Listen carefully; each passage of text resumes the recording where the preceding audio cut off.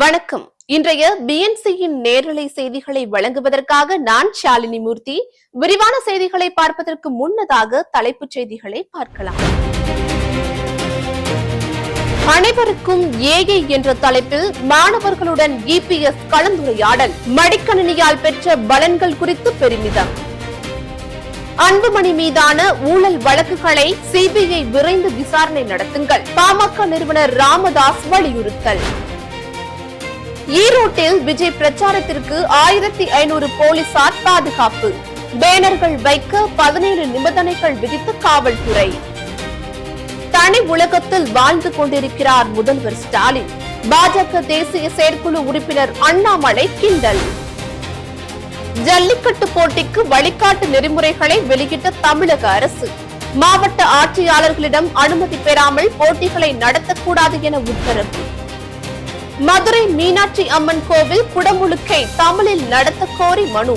உரிய நடவடிக்கை எடுக்க அறநிலையத்துறைக்கு நீதிபதிகள் உத்தரவு. உதகையில் சுற்றுலா பயணிகள் வனப்பகுதிகளுக்குள் வீடியோ எடுக்க தடை. வனப்பகுதிக்குள் அத்துமீறி நுழைந்தால் கடும் நடவடிக்கை என எச்சரிக்கை. கனிம வள கொள்ளை கும்பல் மாஃபியா போல் செயல்படுகிறது. சென்னை உயர்நீதிமன்ற நீதிபதிகள் கருத்து. நீடிக்கும் கனமழையால் பஞ்சலிங்க அருவியில் வெள்ளப்பெருக்கு.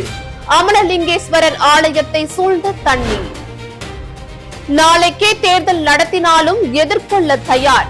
தமிழக பாஜக தலைவர் நயினார் நாகேந்திரன் நம்பிக்கை. தமிழகத்தில் அதிகாலையில் பனிமூட்டம் காணப்படும். சென்னை வானிலை ஆய்வு மையம் எச்சரிக்கை. இனி விரிவான செய்திகளை பார்க்கலாம். அதிமுக ஆட்சி காலத்தில் விலையில்லா மடிக்கணினி பெற்று பயனடைந்த மாணவர்களுடன் அனைவருக்கும் ஏஐ அம்மாஸ் இனிஷியேட்டிவ் என்ற தலைப்பில் அதிமுக பொதுச் செயலாளர் எடப்பாடி கே பழனிசாமி கலந்துரையாடினார். அப்போது அம்மா மடிக்கணினியால் பயன்பெற்ற மாணவர்களுடன் புகைப்படம் எடுத்துக்கொண்ட புரட்சித் தமிழர் எடப்பாடியார் அதிமுக ஆட்சி காலத்தில் மாணவர்களுக்காக செயல்படுத்தப்பட்ட திட்டங்களை எடுத்துரைத்தார். அன்புமணி மீதான ஊழல் வழக்குகளை சிபிஐ விரைந்து விசாரணை நடத்த வேண்டும் என அன்புமணியின் தந்தையும் பாமக நிறுவனருமான ராமதாஸ் வலியுறுத்தியுள்ளார்.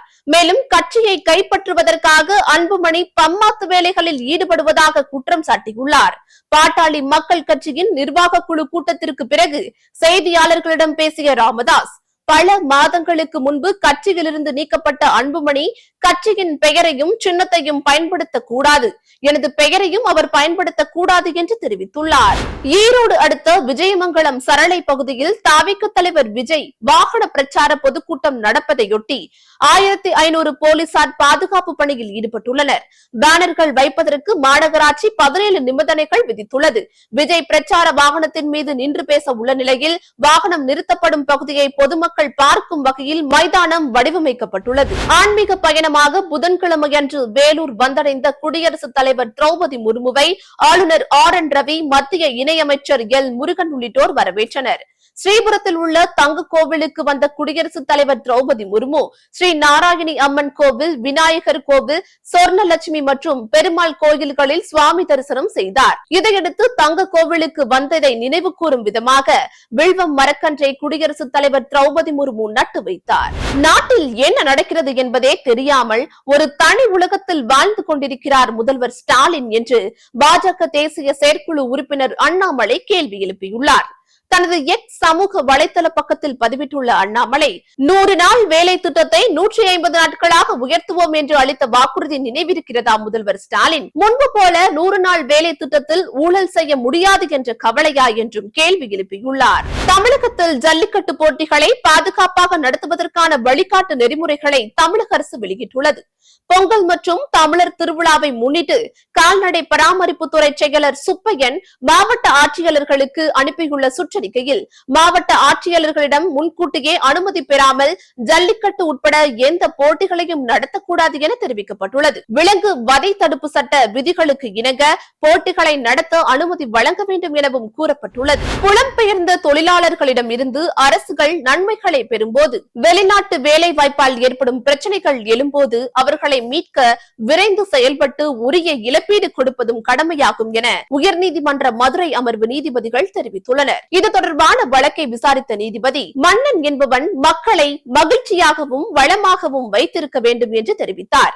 அரசாங்கம் மக்கள் நலன் சார்ந்து செயல்பட வேண்டும் என மனு சாஸ்திரத்தில் குறிப்பிடப்பட்டுள்ளதாகவும் நீதிபதி குறிப்பிட்டுள்ளார். திருவள்ளூர் மாவட்டம் ஆர்கேபேட்டை அருகே கொண்டாபுரம் அரசு பள்ளியில் சுவர் இடிந்து விழுந்து 7ஆம் வகுப்பு மாணவன் உயிரிழந்த விவகாரம் தொடர்பாக பள்ளி தலைமை ஆசிரியர், மாவட்ட கல்வி அலுவலர், மாவட்ட முதன்மை கல்வி அலுவலர் ஆகிய 3 பேர் மீது போலீசார் வழக்கு பதிவு செய்துள்ளனர். இதனிடையே உயிரிழந்த மாணவனின் குடும்பத்துக்கு நிவாரணமாக 1 கோடி ரூபாய் மற்றும் அரசு பணி வழங்க கோரி திருத்தணி அரசு மருத்துவமனையில் மாணவனின் உடலை பிரேத பரிசோதனைக்கு உட்படுத்த மறுத்து பெற்றோர்கள் போராட்டத்தில் ஈடுபட்டனர்.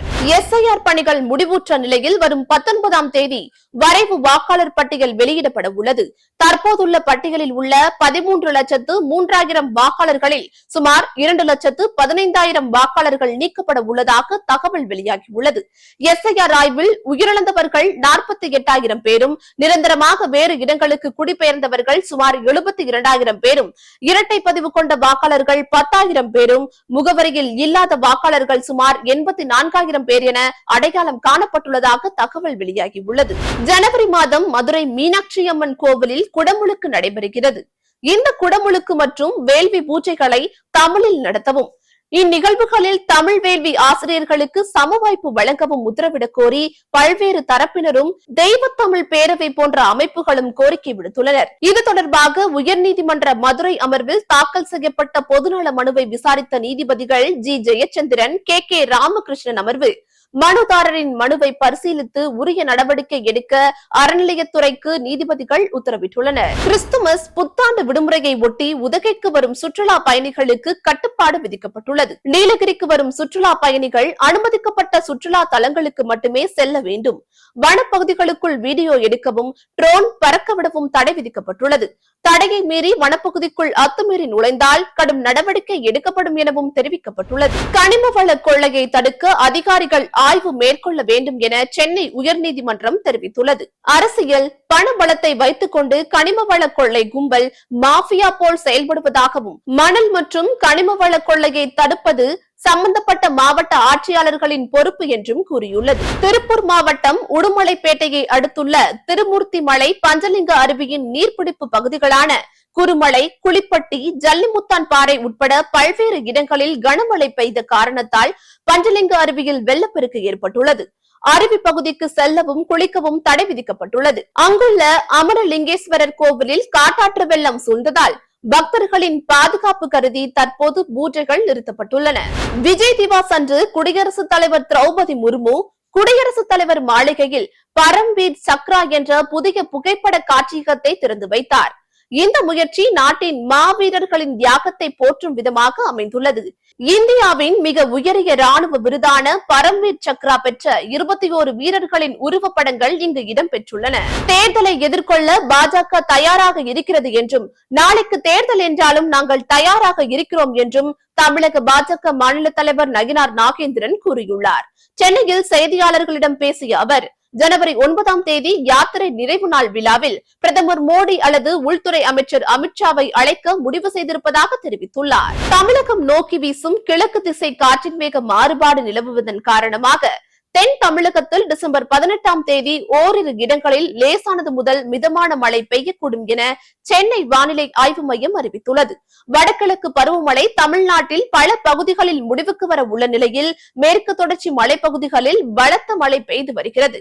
இந்த நிலையில் வானிலை ஆய்வு மையம் வெளியிட்டுள்ள அறிக்கையில் தமிழ்நாட்டில் அதிகாலை வேளையில் ஓரிரு இடங்களில் லேசானது முதல் பனிமூட்டம் காணப்படும் எனவும், வட தமிழகம், புதுச்சேரி மற்றும் காரைக்கால் பகுதிகளில் வறண்ட வானிலை நிலவக்கூடும் எனவும் தெரிவிக்கப்பட்டுள்ளது. இத்துடன் செய்திகள் நிறைவடைகின்றன. அண்மை செய்திகளை உடனுக்குடன் தெரிந்து கொள்ள BNC டைம்ஸ் சேனலுடன் இணைந்திருங்கள். நன்றி.